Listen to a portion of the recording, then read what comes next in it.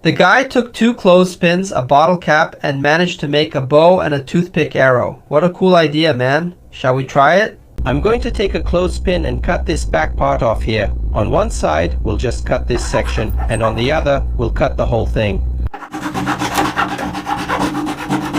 It's going to look like this, see? We're going to use the clothespin's own spring to do what we want. I'm going to do the same thing with the other one now, see? On this leg that ended up longer, we're going to make a notch on all 4 ends. We're going to repeat it. This is where you'll tie the string for the bow and arrow. That way the string won't come loose. And then we're going to do the same thing again.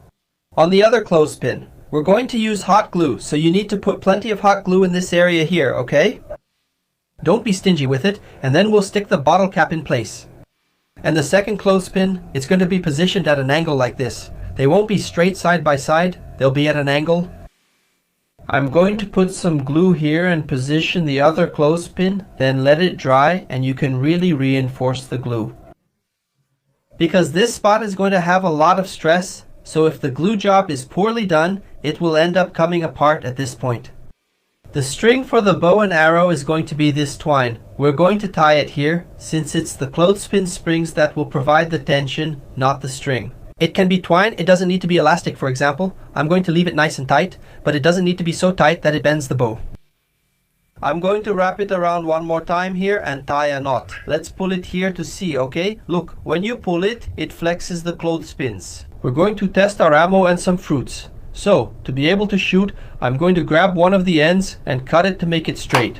There we go. We have 3 levels. The easiest is the tomato. If it pierces the tomato, it's already approved. But we have harder levels to see the power of this bow. A potato, which is a bit easier. And the almost impossible level, an orange, which is already kind of soft, so it's really hard to pierce here. I don't know if we'll reach that level, but let's test it. I'll pass it through here, then I'll grab the string and pull.